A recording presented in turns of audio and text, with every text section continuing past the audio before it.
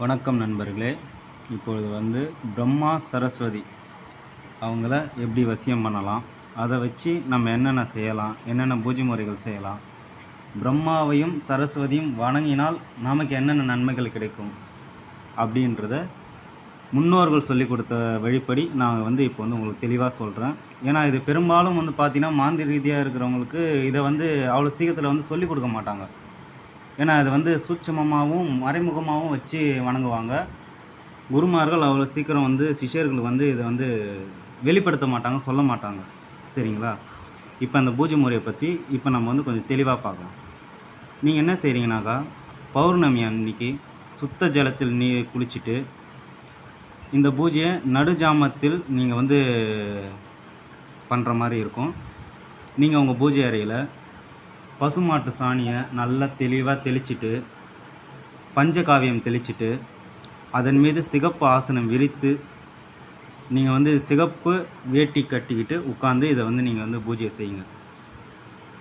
நீங்கள் என்ன செய்கிறீங்கனாக்கா, உங்களை சுற்றி 4 விளக்கு போடணும். அந்த 4 விளக்கும் உங்களை நோக்கி இருக்கணும்.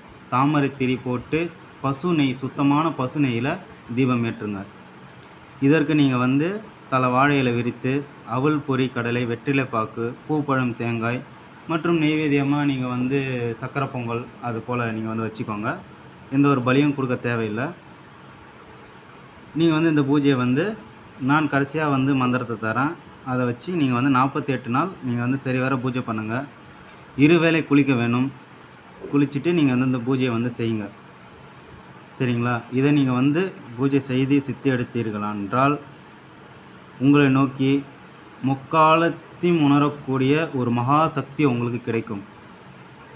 ஏன்னா இது பார்த்தீங்கன்னாக்கா உண்மையான அகோரிகள், ஏன்னா இப்போ இருக்கிறவங்க அந்த அளவுக்கு இருக்காங்களான்னு தெரியல, உண்மையான அகோரிகள் பார்த்தீங்கன்னா கேள்விப்பட்டிருப்பீங்க. பார்த்த உடனே உங்களுக்கு என்ன பிரச்சனை, உங்களுக்கு என்ன தேவை, என்ன விஷயம், இவங்களுக்கு என்ன செய்யணும் அப்படின்றத பார்த்த உடனே சொல்லிவிடுவாங்க. சில குருமார்கள்லாம் பார்த்தீங்கன்னாக்கா அது போல் சொல்லுவாங்க. அவங்க கண்டிப்பாக இந்த பூஜை முறையை செய்து சித்தி எடுத்து வச்சுருப்பாங்க. சரிங்களா? அதே மாதிரி அனைத்து கலைகளும் உங்களுக்கு ஆகர்ஷணமாகும், அனைத்து வேலையும் வெற்றியாகும், அனைத்து கலைகளையும் நீங்கள் சிறந்து விளங்குவீர்கள்.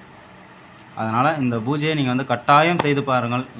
என்னோட முன்னோர்கள் எனக்கு சொல்லிக் கொடுத்த ஒரு விஷயம் நான் செய்து பார்த்துருக்கிறேன், என் சிஷ்யர்களும் கொடுத்துருக்கேன். அதனால் நீங்கள் கண்டிப்பாக இதை நீங்கள் செய்து பார்க்கலாம். நன்றி.